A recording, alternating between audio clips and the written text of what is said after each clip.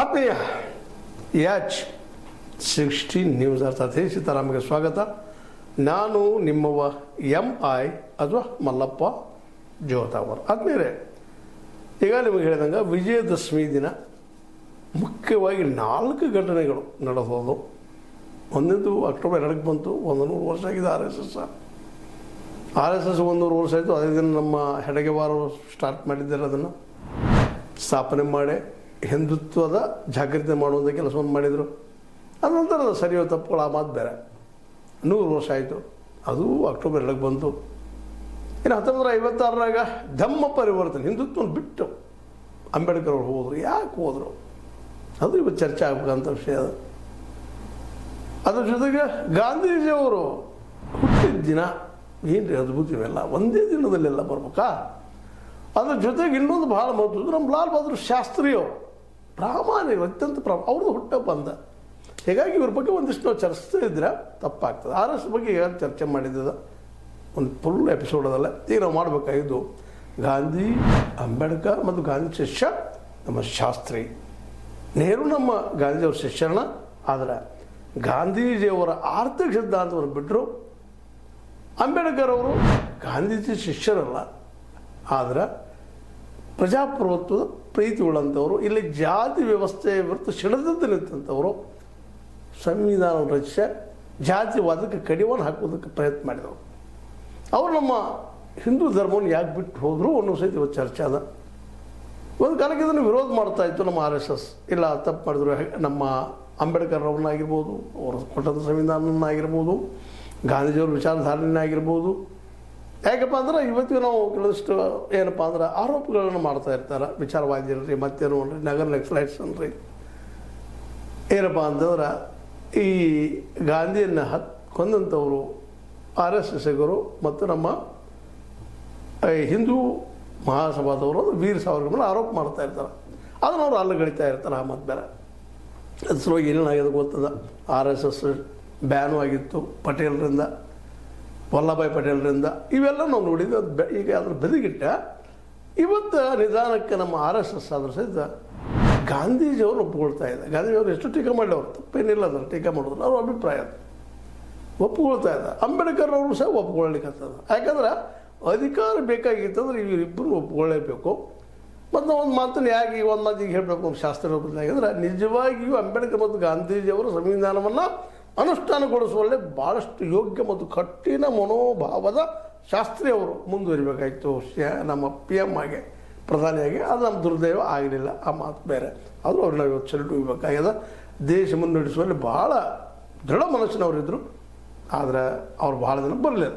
ಅವ್ರಿಗೂ ಧನ್ಯವಾದ ಹೇಳ್ತಾ ಈಗ ನಾವು ಮುಖ್ಯ ವಿಷಯ ಆರ್ಥಿಕ ವ್ಯವಸ್ಥೆಯನ್ನು ಮಾತಾಡಬೇಕಾಗಿತ್ತು. ಮತ್ತು ನೆಹರು ಅವರು ಇಟ್ಟಂಥ ಮಿಕ್ಸ್ಡ್ ಎಕನಾಮಿ ಫೇಲ್ಯೂರ್ ಆಯಿತು ಅನ್ನೋದು ಎಲ್ಲರಿಗೂ ಗೊತ್ತಿದ್ದ ವಿಷಯ. ಆ ಸಂದರ್ಭದಲ್ಲಿ ಅದನ್ನು ಪರಾನೂ ಇಲ್ಲದೆ, ವಿರೋಧ ಇಲ್ಲದೆ ಆದರೂ ಒಪ್ಕೊಂಡು ಎಲ್ಲರೂ ಬಂದಿದ್ದರು. ಅದನ್ನು ಏನೋ ಆಗ್ಬೋದು, ಒಳ್ಳೇದಾಗ್ಬೋದು ಅಂತೇಳಿ ಒಂದಿಷ್ಟು ಅಲ್ಲಿ ಇಲ್ಲೇ ಒಂದಿಷ್ಟು ನಮ್ಮ ಆರ್ ಎಸ್ ಎಸ್ ವಿರೋಧ ಇರ್ಬೋದು. ಬಟ್ ಮತ್ತೊಂದು ಪ್ಲ್ಯಾನ್ ಇರಲಿಲ್ಲ. ಗಾಂಧಿಯವರ ವಿಚಾರದ ಅರ್ಥವ್ಯವಸ್ಥೆಯಲ್ಲಿ ಸಹ ಅವ್ರಿಗೆ ವಿಶ್ವಾಸ ಇರಲಿಲ್ಲ. ಯಾಕಂದ್ರೆ ವ್ಯಾಪಾರಿ ಒಂದು ಸಂಘಟನೆಯಿಂದ ಬೆಳೆದು ಬಂದಂಥ ಆರ್ ಎಸ್ ಎಸ್ ವಿಶೇಷವಾಗಿ ವ್ಯಾಪಾರಿಗಳಿಗೆ ಉಪಯೋಗ ಆಗುವಂಥ ಒಂದು ವ್ಯವಸ್ಥೆ ಬಯಸ್ತಾ ಇದ್ದರು. ಇಲ್ಲಿಯ ಮೊದಲನೇದಾಗಿ ವರಾಸ ಪದ್ಧತಿ ಉಳಿಬೇಕು, ಜಾತಿಗಳು ಉಳಿಬೇಕು, ಮೆರಿಟ್ ಆದ ಮೇಲೆ ಬರಬೇಕು ಅನ್ನುವಂಥ ಒಂದು ವಾದ ಮಾಡ್ತಾ ಹಿಂದುತ್ವ ಅನ್ನುವಂಥದ್ದು ಒಂದು ಪವಿತ್ರವಾದ ಧರ್ಮ, ಸನಾತನ ಧರ್ಮ ಅಂತ ಹೇಳ್ತಾ ಅದೇ ವಿಚಾರ ಬಿತ್ತಾ ಬಂದರು. ಅದನ್ನು ಹೇಳ್ತಾ ಬಂದರು. ಆ ಹಿಂದುತ್ವವನ್ನು ವಿರೋಧ ಮಾಡಿದ್ದಕ್ಕಾಗಿ ಗಾಂಧೀಜಿಯವ್ರನ್ನ ಸಹಿತ ವಿರೋಧ ಮಾಡಿದರು. ಗಾಂಧೀಜಿಯವ್ರ ಹಿಂದುತ್ವ ಬೇರೆ, ಇವ್ರ ಹಿಂದುತ್ವ ಬೇರೆ. ಇವರ ಹಿಂದುತ್ವವನ್ನು ವಿರೋಧ ಮಾಡೋಕ್ಕೆ ಗಾಂಧೀಜಿಯವರ ಒಂದು ಏನಪ್ಪ ಹಿಂದುತ್ವವನ್ನು ವಿರೋಧ ಮಾಡಿದರು. ಅದಕ್ಕಾಗಿ ಅವ್ರ ಕೊಲೆ ಆಯಿತು, ಗೋನಾಥರಂ ಗೋಡಸೆಯಿಂದ ಏನೇನೋ ಆಯಿತು. ಅದಿರಲಿ, ಗಟ್ಟಿಯಲ್ಲಿ ಗಡಿಚಿ ಹೋಗಿದ್ದಾವ. ಆದರೆ ಗಾಂಧೀಜಿಯವರ ಅರ್ಥನೀತಿಯನ್ನು ಇವರು ಅಳವಡಿಸಬೇಕಾಗಿತ್ತು. ಆದರೆ ವಾಜಪೇಯಿ ಅವರು ಪ್ರಯತ್ನ ಮಾಡಿದರು. ಆ ಸಂದರ್ಭದಲ್ಲಿ ಅದನ್ನು ವಿರೋಧ ಮಾಡಿ ಬದಿಗೆ ಸೇರಿಸಿದರು.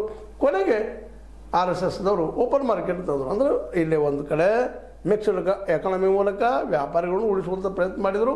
ಜೊತೆಗೆ ಓಪನ್ ಮಾರ್ಕೆಟ್ ಅಂತ ಪೂರ್ತಿ ಕಾಂಗ್ರೆಸ್ ಇದು ಒಂದು ಹೆಜ್ಜೆ ಮುಂದೆ ಹೋಗಿ ನಮ್ಮ ಮೋದಿಯವರು ಏನು ಮಾಡಿದ್ದಾರೆ ಇವತ್ತು ನೋಡಿದ್ವಿ ನಾವು, ಕಾರ್ಪೊರೇಟ್ ಕೈಯಲ್ಲಿ ಇಡೀ ದೇಶವನ್ನು ಕೊಟ್ಬಿಟ್ಟಿದ್ದಾರೆ.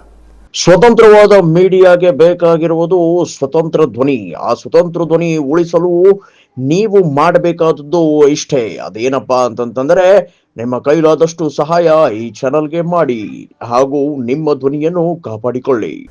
ಇವತ್ತು ಅನಿಸ್ಲಿಕ್ಕತ್ತದ ನಮ್ಮ ನಾಯಕರಾದಂಥ, ವಿಶೇಷವಾಗಿ ಅದರಲ್ಲೂ ಆರ್ ಎಸ್ ಎಸ್ ನಾಯಕರಾದಂಥ ಮೋಹನ್ ಭಾಗವತ್ ಅವರಿಗೆ ಅವ್ರ ಇತ್ತೀಚಿನ ಭಾಷಣ ಕೇಳಿರ್ಬೋದು, ವಿಜಯದಶಮಿ ದಿವಸ ಮಾತಾಡಿದಂಥದ್ದು.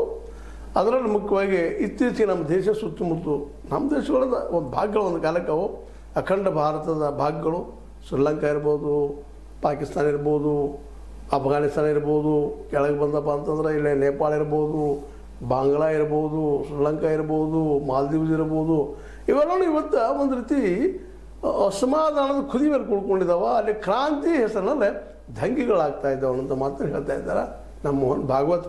ಆದರೆ ಈ ಕ್ರಾಂತಿ ಶಾಶ್ವತ ಪರಿವರ್ತನೆ ಮಾಡುವಂಥದ್ದಲ್ಲ, ಪ್ರಜಾಪ್ರಭುತ್ವ ಬೇಕು, ಪ್ರಜಾಪ್ರಭುತ್ವದಿಂದ ಮಾತ್ರ ಎಲ್ಲ ಪರಿವರ್ತನೆ ಆಗಕ್ಕೆ ಸಾಧ್ಯ, ನಮ್ಮ ಸಂವಿಧಾನ ಬೇಕು ಅಂತೇಳಿ ಅಂಬೇಡ್ಕರ್ ಅವ್ರನ್ನ ಒಪ್ಪಿಕೊಳ್ತಾ ಇದ್ದಾರೆ.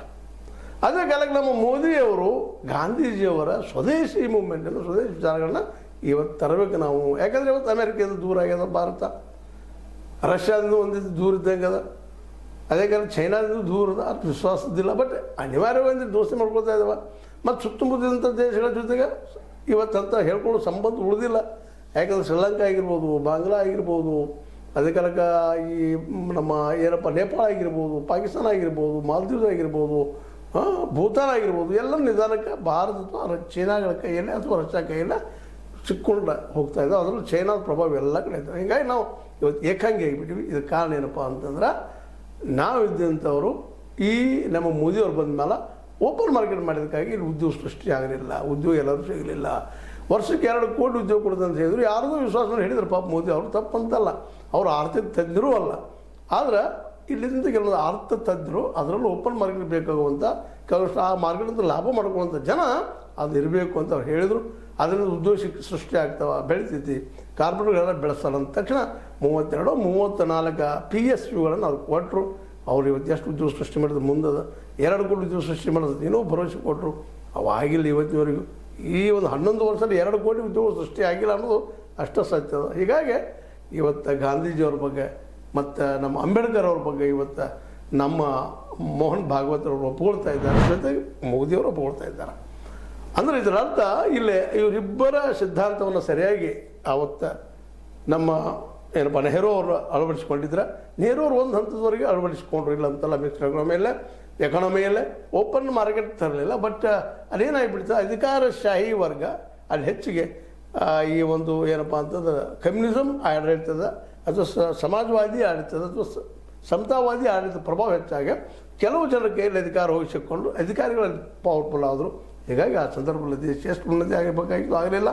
ಮತ್ತು ಅದೇ ಕಾಲಕ್ಕೆ ನಮ್ಮ ನೆಹರು ಅವರು ಗಾಂಧೀಜಿಯವರ ಏನು ತತ್ವ ಇದ್ದು, ಗ್ರಾಮೀಣ ಉದ್ಯೋಗ ಸೃಷ್ಟಿ ಮಾಡಿಕೊಳ್ಳೋದು, ಬೆಳೆಸೋದು, ಉದ್ಯೋಗ ಹೆಚ್ಚು ಮಾಡಿಸೋದು, ಕೃಷಿ ಆಧಾರಿತ ಎಲ್ಲ ಉದ್ಯಮಿಗಳು ಉದ್ಯೋಗಗಳನ್ನು ಬೆಳೆಸಿಕೊಂಡು ಆ ಕೃಷಿ ಆಧಾರಿತ ಉದ್ಯಮಿಗಳ ಮೂಲಕ ಇವತ್ತು ಹತ್ತಿ ಇರ್ಬೋದು, ಎಣ್ಣೆ ಇರ್ಬೋದು, ಮತ್ತೇನಿರ್ಬೋದು, ಕಬ್ಬು ಒಂದು ಬಿಟ್ಟು ಎಲ್ಲ ಬೆಳೆಗಳನ್ನು ಬೆಳೆದ ಅವುಗಳೆಲ್ಲ ಇಂಟರ್ನ್ಯಾಷನಲ್ ಮಾರ್ಕೆಟ್ಗೆ ನಾವು ಏನಪ್ಪ ಇವತ್ತು ಎಕ್ಸ್ಪೋರ್ಟ್ ಮಾಡುವಂಥ ಒಂದು ದೊಡ್ಡ ಶಕ್ತಿಯಾಗಿ ಬೆಳೆದಿದ್ರೆ ಇವತ್ತು ನಮಗೆಲ್ಲರಿಗೂ ಉದ್ಯೋಗ ಇರ್ತಿದ್ವು ಅನ್ನೋದು 2 ಮಾತಿಲ್ಲ.